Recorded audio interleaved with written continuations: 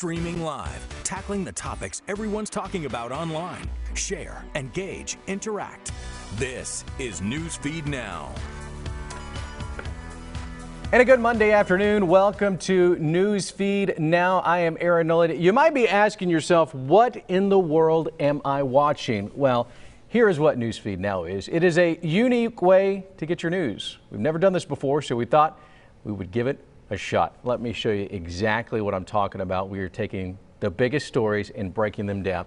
We're starting mixing one of my favorite Sundays of the year with one of my favorite movies. What does The Princess Bride and the Super Bowl have in common? It was Vicini in The Princess Bride who said never go in against a Sicilian when death is on the line. The same is actually true when it comes to Tom Brady and the Super Bowl. Never go in against Tom Brady when a Super Bowl is on the line. As inconceivable as it sounds, I did just that. Wagered a six-pack of my boss's favorite sparkling water that the Rams would beat the Patriots. They did not, and Tom Brady now has 6 championships. With that in mind, let's call in DJ Williams. DJ played for the Patriots, catching passes from Tom Brady. DJ, you watched the game, 13-3. First question's a pretty easy one, at least in my mind. Is Tom Brady the GOAT, the greatest of all time?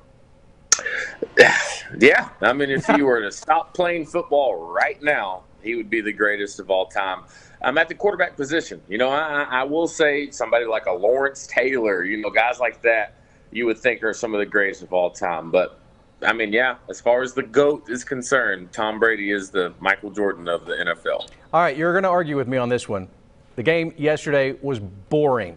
It bored me to tears, 13-3, 1 touchdown scored. Do you agree with that take or not?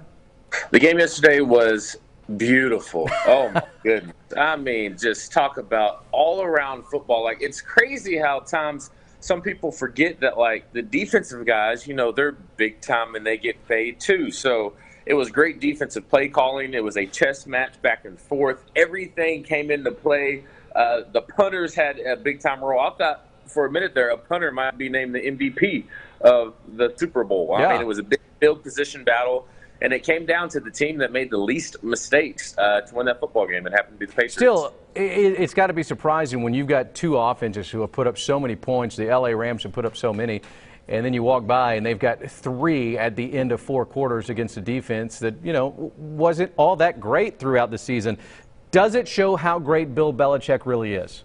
Yeah, I think it does, because you look at that first half, I would say, you know, New England does a great job pushing the ball on offense and the throw interception. You know, it was a batted ball and it got tipped up and intercepted. Then the other one, their big-time field goal kicker misses a field goal. So there's a lot of points that are left out there. But when you think about Sean McVay and his brilliant mind as far as offensive play calling is concerned, being held to almost 1 first down in the first half, I mean, hats off to Bill Belichick and the game plan that they had. It was beautiful football, not boring football. DJ, you're holding on to old times there, wearing that Patriots garb. You got to be pretty proud.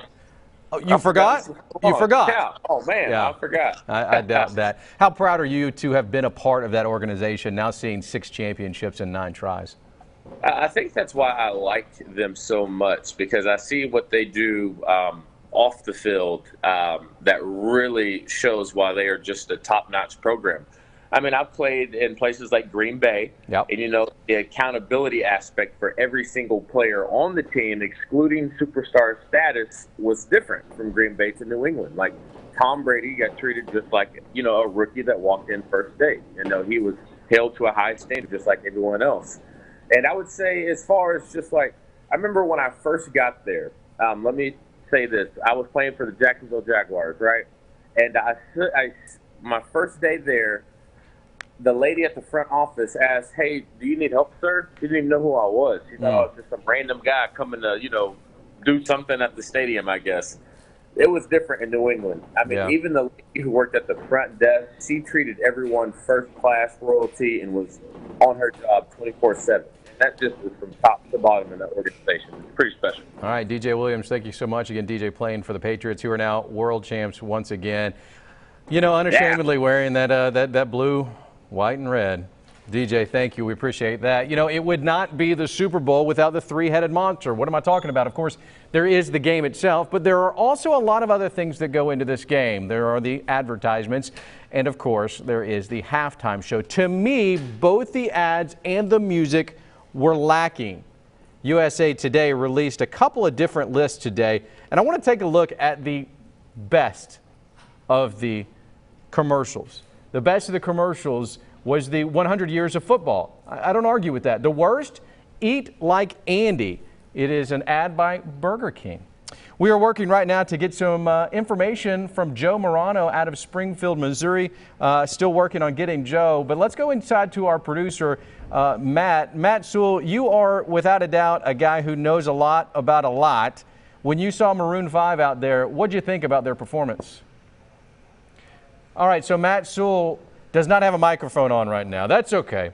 All right, so he said he was lackluster. Joe Morano now joins us live from Springfield, Missouri. Joe, you kind of agree with me in talking about this. I was bored top to bottom on this thing. You're talking game included? I was. 13-3, give me something more. The one thing I'll say is that I don't mind 13-3 as opposed to 43-8, if you remember Seattle and Denver, okay, or 35-7. I'm okay with that overall. But you're right. I mean, I can only watch so many great defensive series. You know what I mean? What happened to the halftime shows of past when we had the Michael Jacksons of the world? That was a great show way back when. But now, right. Maroon 5, again, not a fan. My wife loved it when he took his shirt off. But give me a break.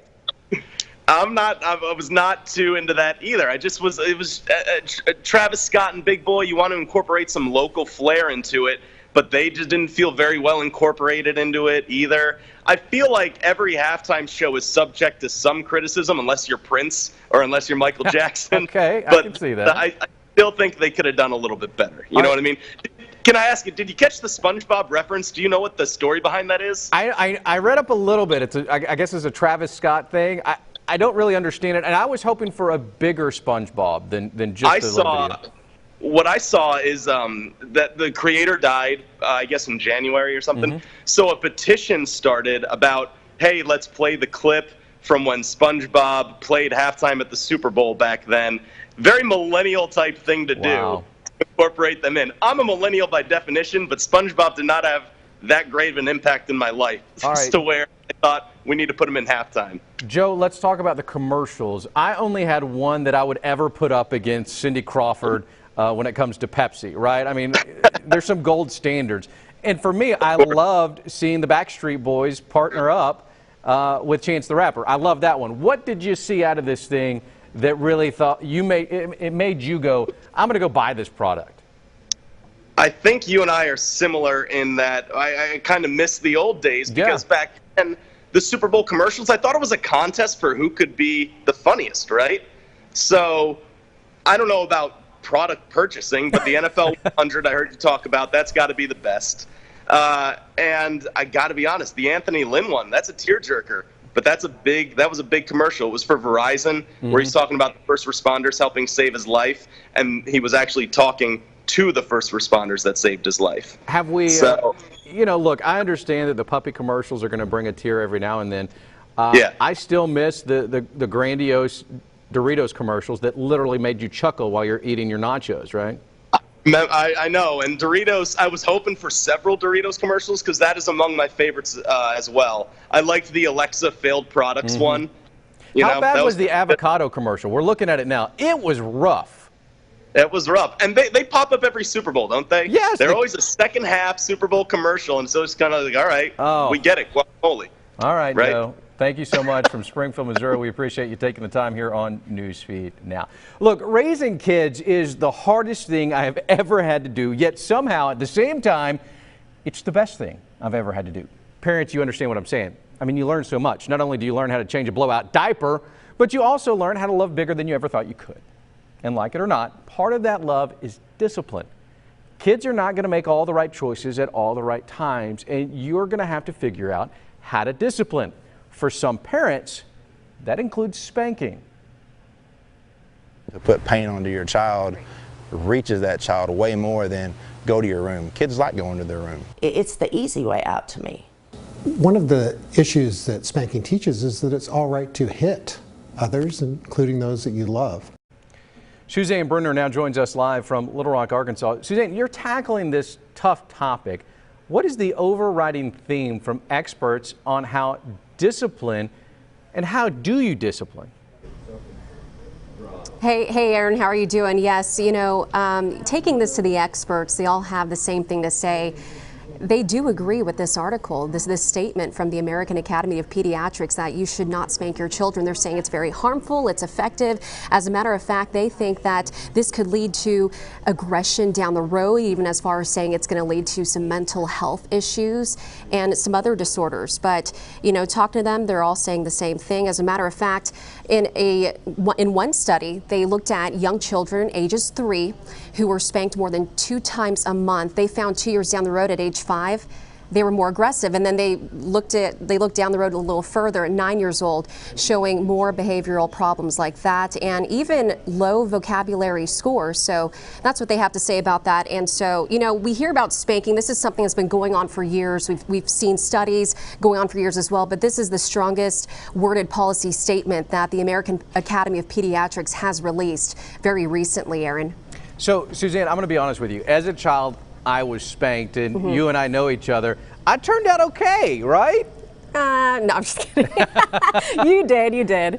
And I'm learning my way through this parenting thing. They don't come with a book. They don't. Well, exactly, and there is a lot of learning. But one thing that I will say, and maybe you can clear this up and tell me if I'm right or wrong here, the discipline depends on the child. I can't discipline my nearly 5-year-old the same way I discipline my 3-year-old. They're different kids. They have different personalities. They react differently to what I do. Is that kind of the same theme that you're hearing? You know, Aaron, you bring up a very interesting point there. A lot of parents say that. I spoke with various parents who sounded off. I mean, you look at the poll on our Facebook page, you know, in Little Rock here, and so many people are sounding off, even not just in our state, but just across the country. They say that, you know, like you, I was spanked. I turned out fine, and they're definitely using that discipline on their kids. However, some people are saying it really does depend on the child. Spoke with a parent recently who said, I've spanked my child multiple times. It doesn't work. I've got to do something else. What's really interesting is I spoke with one parent. She said she was spanked as a child. She tried that now as a parent, didn't like how that made her feel. And so she looked at some other methods. And, you know, a lot of parents are saying, okay, well, what other methods are there, right? Can I argue, though, that it's not necessarily about the way that I feel when I discipline my child? I mean, you could. A lot of them say it just comes from like an anger within, so that's why they resort to that. I can understand that. I mean, exactly. I get that. And I'll be honest, Suzanne, I remember times where my mom and my grandmother said, hey, go pick your switch. And you got to determine what size switch you're going to pick. I want to give you a little insight here, because if you get one that's too thick, they're going to do one of two things. Either it's going to hurt real bad, or they're going to send you back and get something a little bit smaller. And if you get it too small, it's there's a whiplash effect for sure. And, you know, if you receive that type of method, you know, the next time it's like, it's that look. They don't want to see that look, so they know that they did something wrong, and they're going to stay away from that. Yep, Suzanne Brunner, thank you so much. This story will be on our website, Suzanne. We appreciate that. Spanking your kids or not, let us know what you think. All right, so we wrap up this afternoon going to Chelsea, Alabama. It's a city right outside of Birmingham, as controversy is starting to stir. The city has a dummy cop. No, I'm not being rude toward our men and women in blue who protect our cities and our streets. The city literally has a dummy in a car to warn drivers to slow down, but that's not the controversy. A model recently jumped on the hood of that vehicle for a photo shoot. Hillary Simon has the story. It started with someone posting this picture on Facebook, a woman dressed in fishnet tights, shorts, and a long-sleeve shirt posing on top of a cop car. You know, that was inappropriate behavior. I'm sure somebody thought it was cute and humorous, but, you know, they need to respect cops. Well, had I seen her there, I probably would have had a different answer for you. He's kind of a moron, but it's not really safe or bright. It's not a real cop car. Chelsea city officials say they call this car Woody. He's there to remind people to slow down. City Councilor Tiffany Bittner says she's not offended by the photo. I think it's probably all in the name of fun. I think that's what the city is hoping that it's being viewed as. It's just someone who is familiar with the car and familiar with Woody being placed in Chelsea and around Chelsea. And I think at the end of the day, if people just look at it as a reminder to check your speed, pump your brakes if you're going a little too fast. After my interview with Bittner, I was able to find the photographer and model on Facebook and find the meaning behind the photo. The model, Jocelyn Nelson, says, in quote, "I feel like it's just being small-minded. It's not unusual to see photo shoots taking place in random areas. I chose a more straight look. I chose the shirt Black Women Are for Grown-Ups to touch on the racial tension in this country." These are the pictures from the photo shoot. They were shot by Brooks Quality Images, who say to not judge a book by its cover. Meanwhile, Woody continues to be placed around the city, hoping to grab anyone's attention. As you see, people stop and try to take their pictures, but we would like to say if you do that, make sure you're using precaution and being really careful. All right, crazy story out of Alabama. Hillary now joins us live from Birmingham. Hillary, where is the controversy here? Is it the fact that there's a dummy cop sitting on the side of a highway somewhere in Alabama, or is it that this model went the extra step and said, you know what, I can make this look beautiful and I can make a statement at the same time? It's the model for Okay. sure. This car has actually been there for like at least a decade. People in the city of Chelsea, they know about, they call him Woody. Yeah. And he's just that fake cop car that sits there, and he kind of reminds people who are outsiders or just everyday people to slow down. But this woman and this photographer say they saw a vision to this. Hillary, does it work? Are people slowing down through that area because Woody's on patrol? They really do. Actually, I stopped at a gas station just to talk to some people, and a lot of people told me, even those who live there, when they're driving from afar, they see that car on the side and they immediately think, oh, that's a police car, I need to slow down. Then they realize, oh, that's the fake car, but they already slowed down. So I guess it works. Oh, don't worry about it. It's just Woody, not the one from Toy Story, but the dummy cop. All right, so let's go to this picture. The model had a shirt on that said Black Women Are for Grown-Ups. Why is this kind of stirring up controversy? Is it the usage of a perceived law enforcement vehicle? Yes. Well, so, first the picture just started with everybody was like, why is this woman? She was wearing fishnet tights. Like, why is she dressed the way she is sitting on a police car? But then when you see actually the close-up picture and you see the shirt and what the words say, I had asked her we had talked on Facebook for a little bit, and she told me it was to bring up about racial tension between law enforcement and African Americans. So the images who were shot by this Brooks Quality, not judging a book by its cover, is this working when you take a picture like this? I mean, what's the response been since your story? The response, I think a lot of people are still just seeing the picture of the woman on top of a car. But when they go into the story, then they see what their message is behind it. So I think it's a mix. I think some people are receptive to this woman and what she was doing in terms of her freedom of speech. But I think some people are still just tied to the fact that there's a woman dressed in fishnet tights and shorts and a sweater on top of a vehicle. And some people just thought that was just inappropriate. But as we wrap up, the city is saying it's okay if you pull off the highway to take a picture with Woody and his fake cop car, correct?